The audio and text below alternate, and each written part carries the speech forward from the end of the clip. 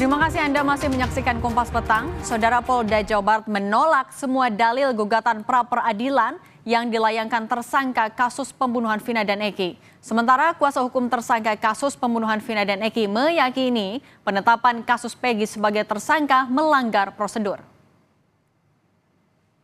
Dalam jawabannya, tim hukum Polda Jawa Barat menyebut penetapan Peggy sebagai tersangka sesuai prosedur dan sah secara hukum. Polda Jawa Barat meminta hakim untuk menolak permohonan pra-peradilan seluruhnya. Tim hukum Polda Jabar ungkap hasil pencocokan wajah dan sidik jari Peggy dengan tersangka pembunuhan Vina di atas 90% identik. Menggunakan metode face comparison 1:1 dengan hasil di atas 90% identik, yaitu membandingkan foto wajah barang bukti dengan foto wajah dari hasil pencarian ke database Dukcapil. Hasil identifikasi wajah didapatkan kemiripan di atas 90% identik dengan data demografi dan biometrik. Perbandingan 12 titik persamaan sidik jari sesuai antara sidik jari dari AK23 dan dari database KTP elektronik Dukcapil. Sementara kuasa hukum Peggy Setiawan menegaskan proses penetapan tersangka Peggy Setiawan tidak sesuai prosedur. Dalam sidang pra-peradilan hari ini, kuasa hukum Peggy Setiawan mempertanyakan prosedur gelar perkara yang dilakukan polisi. Karena polisi diduga tidak pernah melakukan pemeriksaan sebagai tersangka. Bahkan sejak ditetapkan sebagai DPO hingga ditangkap polisi, Peggy tidak pernah diperiksa sebagai saksi kasus pembunuhan Vina dan Eki. Peradilan perkara Akut tidak sah karena tidak didukung oleh dua alat bukti yang cukup dan cara mendapatkan alat bukti tersebut unprocedural. Rangkaian dalil yang disampaikan termohon bertentangan dengan fakta yang sebenarnya, di mana pemohon pada awalnya tidak pernah diperiksa sebagai tersangka, kemudian dijadikan masuk dalam DPO dan dipaksakan menjadi tersangka. Padahal tidak pernah ada bukti maupun petunjuk yang mengarah kepada pemohon sebagai pelaku tindak pidana sebagaimana dituduhkan dalam perkara AKO. Ibu Peggy Setiawan, Kartini, yang hadir menyaksikan sidang pra-peradilan Peggy hari ini tetap optimistis Peggy menang dan bisa dibebaskan sebagai tersangka kasus pembunuhan Vina. Kartini masih meyakini anaknya tidak terlibat dalam kasus pembunuhan Vina dan Eki. Saya sebagai seorang ibu, semoga Peggy cepat bebas. Amin. Amin. Ya. Amin. Bukan itu saya diikutin sidang Ya, saya mah ya optimis aja, optimis supaya Peggy bebas.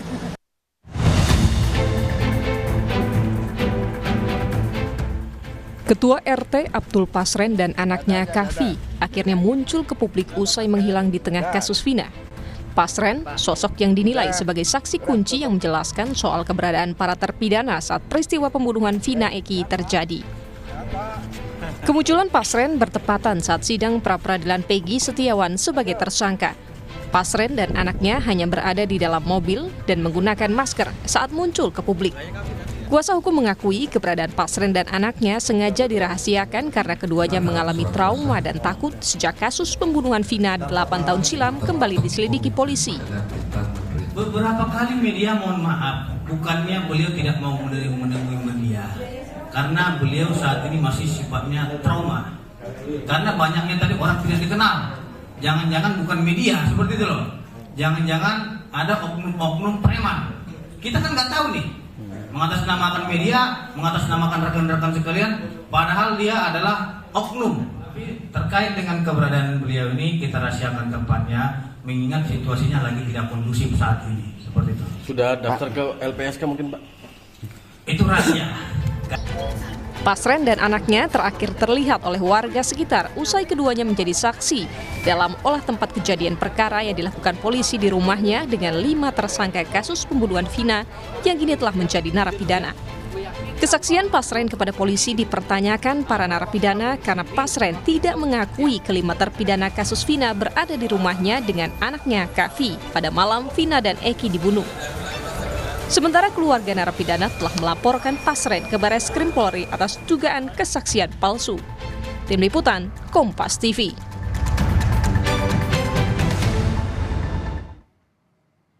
Terlebih lagi Saudara, hari ini Polda Jabar menolak semua dalil gugatan pra-peradilan Peggy Setiawan. Polda Jabar meyakini penetapan Peggy sebagai tersangka dengan bukti yang cukup, salah satunya hasil identifikasi wajah dan sidik jari Peggy. Sementara kuasa hukum yakin penetapan Peggy tidak sesuai prosedur karena salah satunya Peggy tidak pernah diperiksa sebagai tersangka hingga dilakukan penangkapan polisi.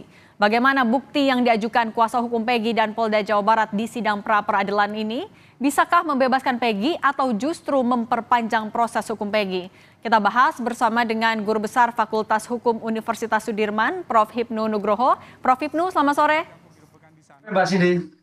Prof. Hipnu, di pra-peradilan hari ini apa saja yang Anda cermati yang tampaknya menarik ini? Mulai ada adu bukti, kemudian juga dari Polda Jabar menolak semua dalil. Apa yang Anda cermati, Prof?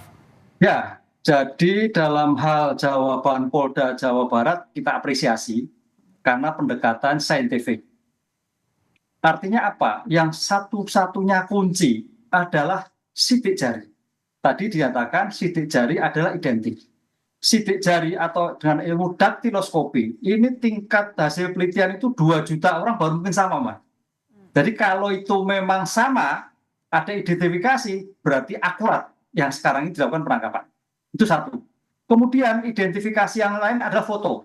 Kalau foto sih mungkin agak bisa samar-samar lah. Foto kan bisa diedit dan sebagainya. Kalau nilai juga agak sulit. Nilai itu juga bisa berubah. Kemudian kalau kaitannya buku-buku yang lain juga cuma. Tapi yang sangat menentukan adalah daktiloskopi, sidik jari. Karena dalam ilmu pengungkapan perkara, sidik jari dan DNA itu 2 jenis pengungkapan yang tidak terbantahkan. DNA terkaitan darah, sidik jari tentang jaringan, apakah bentuknya loop, ataukah bundaran, ataukah saringan.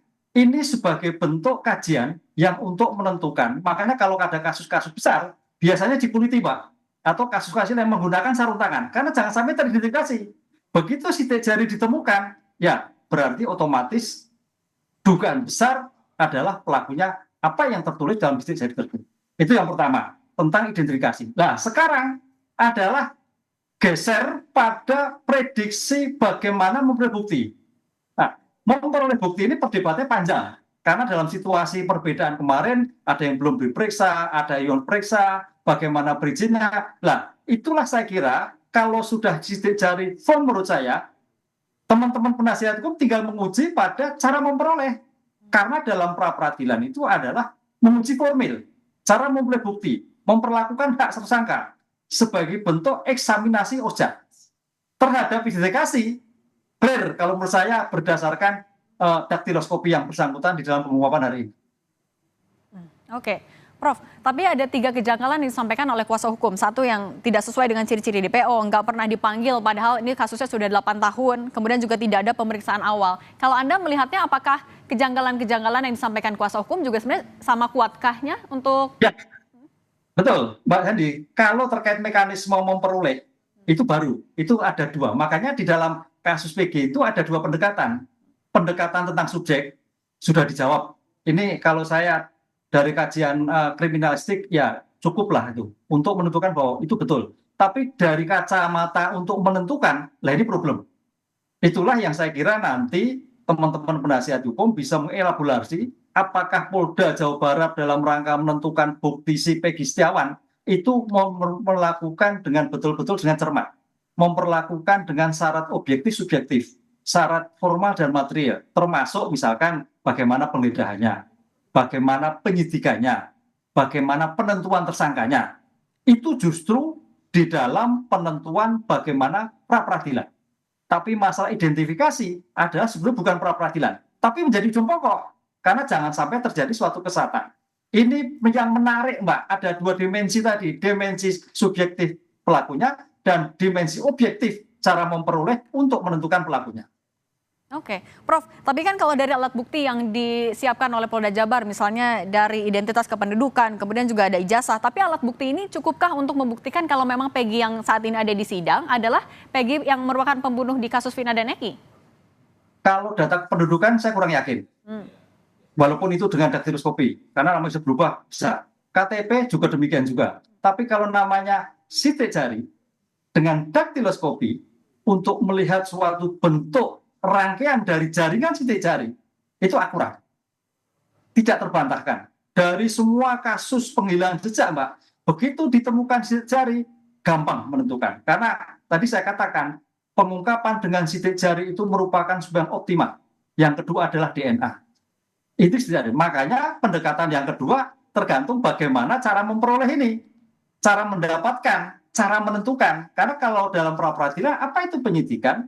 Serangkaian tindakan penyidik untuk mendapatkan barang bukti guna menentukan tersangka. Lah, konsep guna menentukan tersangka itu perdebatan tadi, Peggy itu sudah diperiksa atau belum? Lah, kalau belum nggak bisa. Karena untuk diperiksa sebagai tersangka, paling dia sebagai saksi. Itu sebagai kontrol dalam konsep sistem peradilan pidana due process of law untuk menentukan bagaimana kita meletakkan suatu hukum yang benar dalam menentukan sebagai tersangka. Lah, inilah perdebatannya nanti teman-teman penasihat hukum dan teman-teman dari Polda. Oke, artinya kalau Prof. Hipnu melihat dari jalannya sidang pra-peradilan sejauh ini, apakah bisa diprediksi artinya hakim akan menolak permohonan dari tim kuasa hukum Peggy? Belum. Kalau identifikasinya sudah. Tapi mekanisme untuk mendapatkan suatu bukti penentuan, ini ada problem. Kan sejak kemarin kita lakukan bahwa pra-peradilan ini tidak seperti pra-peradilan yang lain.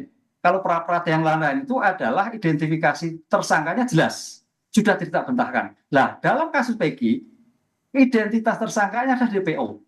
Ini jadi problem. Nah, sekarang pertanyaan, DPO itu betul atau tidak? Ini mencoba teman-teman polisi membuat suatu daktiloskopi. Pertanyaannya, apakah pengujian benar atau tidak? Wassalam. Oleh karena itu sebetulnya di sini juga nanti dalam pengujian lab 4 itu ada pembanding lagi sebetulnya. Ini kan menurut penuntut penyidik bahwa itu betul Peggy. Bisa nggak penasihat hukum uji ulang? Oh, bisa sekali. Karena namanya suatu keterangan itu bisa memberatkan dan meringankan. Seperti kaitannya dengan otopsi juga bisa diotopsi ulang. Karena konsep untuk menyandingkan bahwa apa yang dilakukan itu betul dalam suatu kajian saintifik. Oke, baik. Kita lihat nanti artinya jalannya sidang pra-peradilan Peggy. Terima kasih banyak Guru Besar FH Universitas Sudirman, Prof. Hipnu Nugroho sudah berbagi dengan kami di Kompas Petang. Sehat selalu, Prof. Matur nuwun.